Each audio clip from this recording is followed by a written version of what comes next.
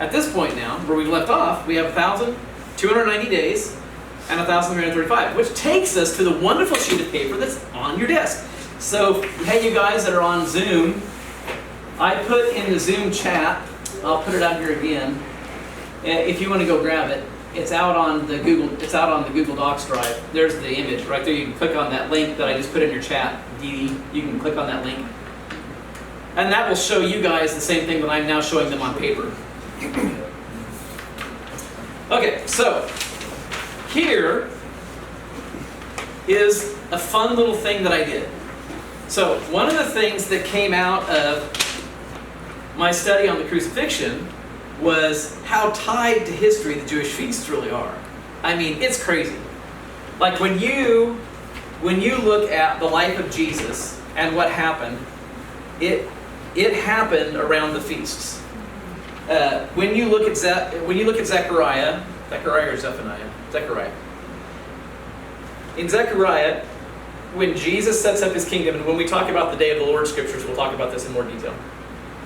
When Jesus' kingdom is set up, Jesus comes to the earth, rules and reigns. Everybody on the face of the earth is required on an annual basis to come to Jerusalem and celebrate the Feast of Tabernacles. Everybody. Jesus did not say, if you're a good, faithful, practicing Jew, then come and join us. Jump on your camel, head on over, we'll have a great time. He didn't say that. No. Every nation on the face of the earth was required every year to celebrate the Feast of Tabernacles. So I can guarantee you there's going to be Feast of Tabernacles 101 all over the globe, because everybody's got to figure out what it means. Because Jesus is not acquiescing to the pagan rituals of the world. He's saying, world, this is what I want. These are the things that are important. You need to be obedient and follow along. Scripture says that Jesus rules the earth at that point with a rod of iron. So it's not fluffy bunny slipper Jesus, it's warrior king Jesus. So, see, we know that the Passover, Jesus is the Passover lamb. When he died when the Passover lambs were being sacrificed for the family, for their sin offerings. Jesus, at the same time, was being crucified on the cross. When the priests were offering the sacrificial lambs in the temple, and we talked about that. It was this big, gigantic assembly line. You would walk up with your sheep you'd put the sheep typically around your neck.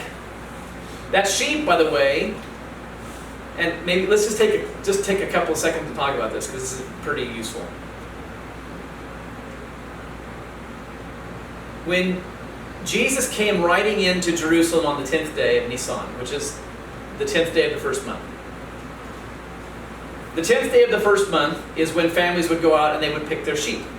They would go to the sheepfold and they would find a little sheep, and they would look for a sheep that didn't have any spots or blemishes, and then they would take that little sheep and they would put the sheep in their... They would put the sheep in the house. They would keep the sheep with them.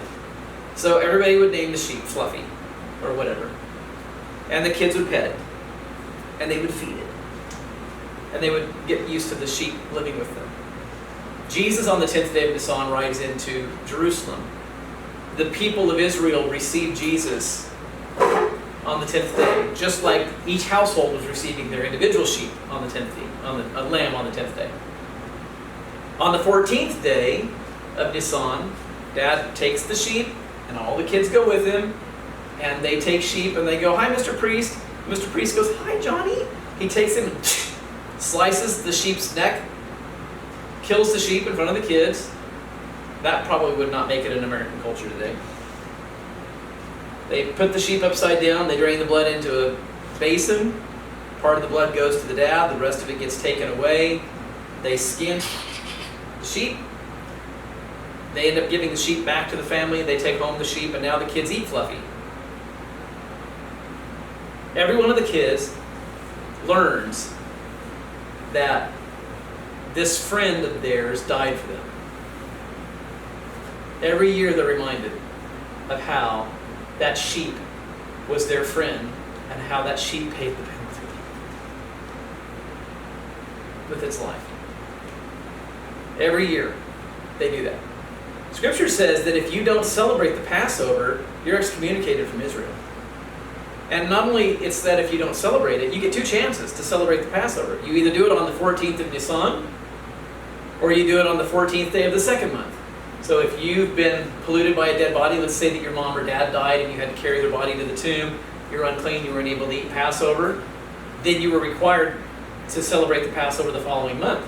If you didn't do it, you're no longer an Israelite. You're excommunicated from the nation. That's how important the feast of the Passover is, according to Scripture. You could not eat it on the 13th day or the 15th day. You would eat it on the 14th day at sunset. If you ate it on the 13th day, you'd be excommunicated from Israel. You eat it on the 15th day, you are right? Drop kick. Done. So it's not one of those things where, hey, let's celebrate Christmas on the 26th this year. No. Right? It was, you do it on this day. And that is when you do it. And Jesus fulfilled all of these aspects of the Passover sacrifice. He was the sheep that was invited into the house of Israel. He lived inside the family of Israel for the 3 days. He was sacrificed at 4:45 in the afternoon with the rest of the sheep that were being slaughtered for the people and for the families and for the lives. Boom, boom, boom, boom, boom. So, it's interesting, just as a side note, that Passover is no longer allowed to happen on Thursday. I thought that was kind of fascinating. Like, why did Jews not allow Passover to happen on Thursday? Because my vantage point, absolutely convinced of this, anything that could remotely substantiate Jesus as the Passover sacrifice they attempt to eradicate it. So they've set the calendar up so the Passover can't happen on a Thursday. And you have to ask the question, what's so special about Thursday that they don't want Thursday to be the Passover? Because that's the day that Jesus died on the Passover. Super interesting. When I was studying Passover and I tried to find the days of the Passover, I'm like, why are there no Thursdays? I started going back and researching when the Jewish rabbis made the decision that it could never land on a Thursday. Kind of interesting. Anyway, this paper right here. So I started thinking, it's interesting that 1,290 days and 1,335 days are so specific. I mean, that's pretty specific, right? And we know that the beast man, so for those of you that are Freudian, sometimes a cigar is just a cigar, right? Well, anybody? Okay, whatever.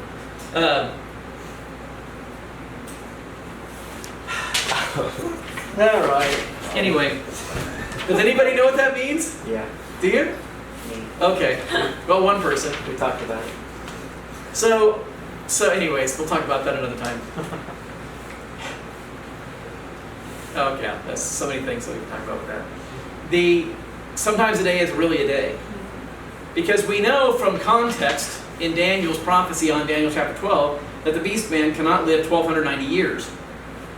Right? So when it's saying that his rule will be 1,290 days, it can't mean years at that point because nobody lives 1,290 years.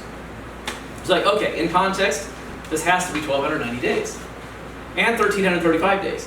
So I'm thinking, it's interesting that 1,290 and 1,335 are so specific. So I'm thinking, Lord, why would 1,290 and 1,335 be there? And so I'm thinking, what if the beast man stops the Tamid at a Jewish feast? What would it be? If we were to consider that 1,290 and 1,335 were actually days between feasts, how many different feasts, if any, would be celebrated at the 1,290 day mark and the 1,335 day mark? Yeah. I mean, everything else happens on feasts, why wouldn't this, right? So I did this kind of fun Excel spreadsheet, and I went out and I found all the Jewish holidays for a 10-year period, from 2020 to 2030. And the purple line that you see on 219, Erev Rosh Hashanah, that means Erev means